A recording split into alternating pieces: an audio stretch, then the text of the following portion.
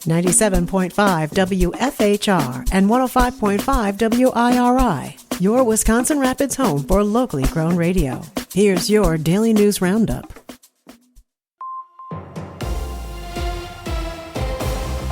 For Civic Media News, I'm Connie Fellman. We're looking at another hazy day as the air quality alert continues. The Department of Natural Resources has issued an air quality alert across the entire state until at least this afternoon. The alert could be extended. Forecasters say they expect the Canadian wildfire smoke to start to clear out gradually sometime tomorrow, with scattered thunderstorms developing throughout the day. You can check the air quality where you are on the DNR's website. Details are also coming up in the forecast. As that heat wave moves through our state, energy providers are preparing for an increase in demand. Civic Media's James Kelly has some tips on what you can do to help save energy while still staying cool.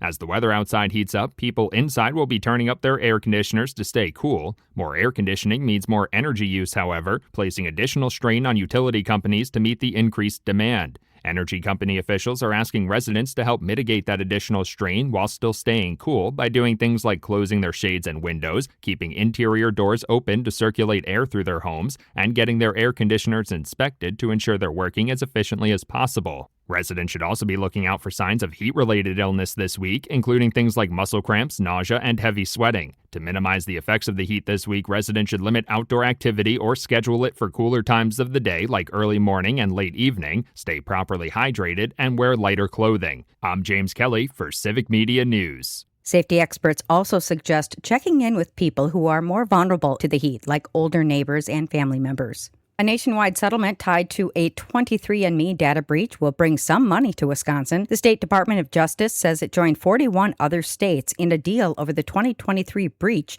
The company's assets have since been sold, with new rules aimed at better protecting consumer data.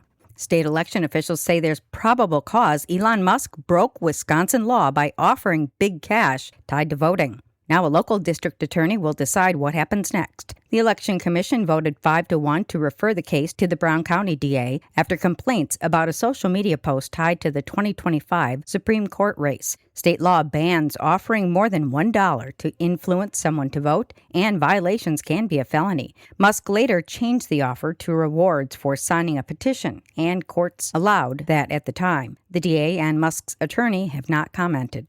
The missing kayaker who staged his own death on Big Green Lake in 2024 will end up paying to fund public service equipment in Green Lake County. Ryan Borgward was ordered to pay restitution to the DNR for the roughly 350 hours they spent searching the lake when he faked his death and fled to Europe. The DNR announced Wednesday they used about $9,000 of those restitution funds to purchase a sonar search device. The device, called Towfish Sonar, can map the bottom of water bodies for missing persons, items, and hazards. The Towfish has already been deployed to 4 missions and located 2 missing people.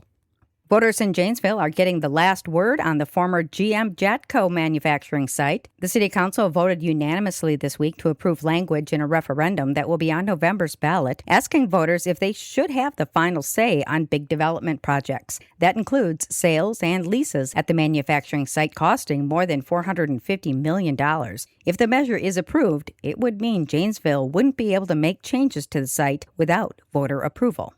And that's your state news update. I'm Connie Fellman for Civic Media News.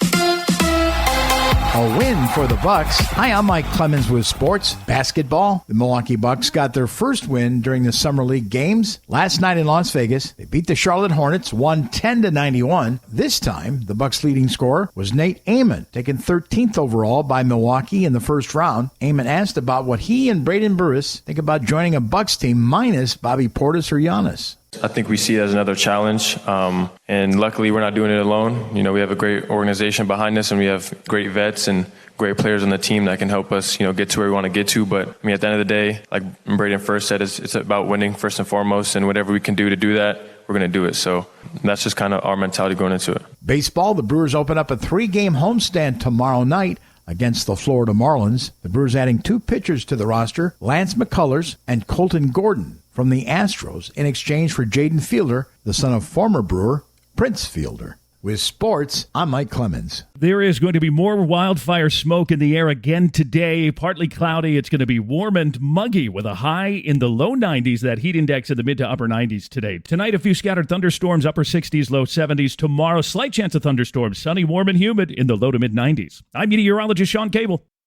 That's your Wisconsin Rapids News Roundup from WIRI and WFHR, locally grown radio. Find more news anytime at WFHR.com and WIRI.FM. Subscribe to this podcast on Spotify, Apple, or wherever you find your podcasts.